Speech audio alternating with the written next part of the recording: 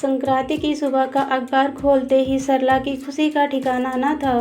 सोनिया की तस्वीर मुख्य पृष्ठ पर छपी थी। उसे काशी विश्वविद्यालय की ओर से रिसर्च हेतु जर्मनी भेजा जा रहा, साथ ही वहीं नौकरी भी मिली है। उसकी सफलता की खबर पढ़कर सरला की आंखें छलक पड़ी। इसी बेटी के लिए उसने क्या कुछ नहीं सुना था। न जाने किसका खून है, सारे दिन लौंडे की तरह पतंग उड़ाती फिरती है। लड़कियों वाले कोई लक्षण ही नहीं है। अभी आसमान में उड़ रही है, जिस दिन कटेगी गिरेगी, किसी को मुंह दिखाने लायक न रह जाएगी। सास की इन चुभती बातों से आहत सरला ने उस पर हाथ उठाया था और ग्रह कलह से तंग आकर माँ के पास छोड़ आई थी। बढ़ते बच्चे को नानी भी कब तक बंद रखती। तभी उसके बचपन की सहेली नीना, जो वाराणसी के एक गर्ल्स हॉस्टल की वार्डन थी, उसने हॉस्टल भेजने की बात कही, जो सरला को जच गई। वो दिन और आज का दिन, बच्ची ने पीछे मुड़कर न देखा। अब इतनी बड़ी उपलब्धि हासिल करने वाली बेटी पर गर्व हो रहा था।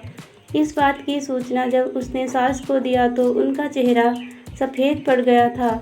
उन्हें लगाव क्यों होता। वह उसके पहले पति की बेटी जो थी, वह शादी के पहले महीने ही गर्भ में रह गई थी। किसी तरह शादी के 5 महीने निकाले। रोज़ की लड़ाई व शारीरिक यातनाओं से परेशान होकर आखिरकार सरला ने तलाक ले लिया। पर बच्ची पेट में थी तो उसे तो जन्म देना ही था। समय पूरा होते ही नन्ही बच्ची दुनिया में आ गई। नक्सिक से एकदम अलग थी। ना तो वह माँ की परछाई थी और ना ही अपने पिता की। किसी को इस बच्ची से कोई लेना देना ना था। राघव सरला से प्यार करता था और उसने बच्ची के साथ स्वीकार भी कर लिया, मगर अपनी माँ के साथ रहने के कारण वह भी कुछ न कर सका। ऐसे में नानी ने ही पाल पोस कर बड़ा किया। वही लाड दिखाती, मगर अन्य बच्चों की तरह सोनिया भी माँ के आंचल के लिए तरसती रहती। सरला को उसके दुखों का आभास था। जानती थी कि अपनी माँ की गोद के लिए सोनिया का मन तड़पता है, पर वह अपनी नई घर गृहस्थी में व्यस्त हो चली थी। बेटे के जन्म के बाद तो सोनिया का रहा सहा हक भी जाता रहा।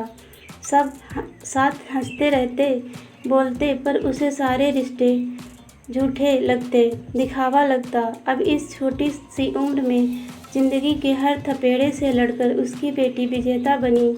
इसी उपलब्धि की बधाई वह कलेजे से लगाकर देगी। सरला की ममता बेटी से मिलने के लिए तड़प उठी। उसके पास समय कम है, आज रात की फ्लाइट है। उसने तत्काल नीना को फ़ोन मिलाया और टिकट लेकर ट्रेन में बैठ गई। दिलदार नगर से वाराणसी पास ही है। नीना के साथ पिछली बातें याद करने लगी। तुम्हें याद है नीना, जब सास की बात पर तड़प कर मैंने सोनिया के मुंह पर तमाचा जड़ा था और खुद ही रोने लगी थी, मगर सोनिया के आंखों में से आंसू की एक बूंद भी ना थी, जाने कैसे पत्थर हो गई थी। हाँ सरला, खूब याद है। तुमने कहा था कि उसके लिए क्या कुछ नहीं किया, तो उसने कहा था सारी उम्र अपनी ममता से महरूम रखा, नानी के पास छोड़ दिया। एक तरह से अच्छा ही किया। अपने पति व बेटे के आगे मुझे पराया ही पाती होगी, तभी तो तुम ऐसा कर पाई। हाँ, और इस बात का मेरे पास कोई जवाब न था। यह सब एक दिन की बात नहीं थी। ससुराल में सोनिया की हरकतों पर नज़र रखी जाती थी। वह अपने नहीं बल्कि पराए घर में पल रही हो। वह एक गलत विवाह की पैदाइश थी, तो इसमें उसकी क्या गलती थी। उस रोज़ पतंग उड़ाने के कारण हुए हंगामे को तुमने ना संभाला होता तो आज यह शुभ दिन कैसे आता। उस रोज़ नीना ने ही दोनों को अच्छी तरह समझा बुझाकर शांत किया। उसने ही सोनिया का दाखिला वाराणसी के एक बोर्डिंग में करा दिया। नानी ने इतना बैंक बैलेंस तो छोड़ा ही था, जो उसकी निर्बाध शिक्षा के लिए काफ़ी था। अब तो वह स्वयं ही अपनी योग्यता के बल पर विदेश जा रही है। आज उसके बेटी के लिए उसका रोम रोम हर्षित था। बातों बातों में स्टेशन आ गया। रिक्शा कर हॉस्टल पहुंची तो जैसे उसका इंतज़ार हो रहा था। बेटी की मासूम आंखों में अपनी झलक पाकर पिघल गई। मैं बहुत कमज़ोर थी बेटी, इसलिए दूसरों के शर्तों पर जीती चली गई, समझौते कर लिए। मुझे माफ़ कर दे मेरी बच्ची। कोई बात नहीं माँ, तुम अकेली ना छोड़ती तो किताबों से दोस्ती कैसे होती। अकेलापन के एहसास ने मुझे इन किताबों में डुबो दिया और देखो ना, आज इनके बदौलत ही मुझे तुम वापस मिल गई। सोनिया बाहें फैलाए राह देख रही थी।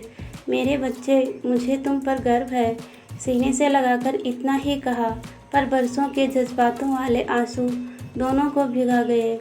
असली राहत तो अपनों से मिलकर ही महसूस होती है, और माँ बेटी के रिश्ते से बढ़कर तो कुछ भी नहीं है। एक खूबसूरत रिश्ता जो मलिन हो चला था, वह नफरत की आग बुझते ही चमक उठा। आपसी भाव बदल गए। जिन लोगों में उसे झूठ दिखता था, वहाँ सच्चा स्नेह नजर आने लगा। अतीत का दर्द कम हुआ तो राहत पाकर आसमान निहारने लगी। आज फिर आसमान रंग बिरंगे पतंगों से आच्छादित था। कुछ हवा में तैर रहे थे तो कुछ आसमान की ऊंचाइयों को छू रहे थे। तभी एक पतंग कटकर जमीन पर आ गिरी, जिसे देखकर उसका मन भर आया। न जाने ऐसे कितने बच्चे हैं जो माँ बाप के क्षणिक आनंद की प्राप्ति का परिणाम होते हैं, जिन्हें परिवार का सुख नसीब नहीं होता। कभी माँ बाप के नाजायज़ संबंध तो कभी अहम के टकराव के कारण हुए तलाक की सज़ा भुगतते हैं। उसने मन ही मन ईश्वर को धन्यवाद दिया। उन्होंने ही उस रोज़ नीना को भेजा और उसके ही माध्यम से सोनिया को एक नई राह दिखाई। ऐसा ना हुआ होता तो शायद वह भी टूटकर बिखर गई होती। ओह, बातों में समय का पता ही ना लगा। रात के 10 बज गए तो नीना और सरला सोनिया को छोड़ने लाल बहादुर शास्त्री एयरपोर्ट पर आ गई। सोनिया चेक इन के लिए अंदर चली गई। कुछ ही देर में वह पतंग के समान अपने आसमान को छूने हेतु हर पीड़ा से स्वतंत्र होकर उड़ जाएगी। धन्यवाद दोस्तों।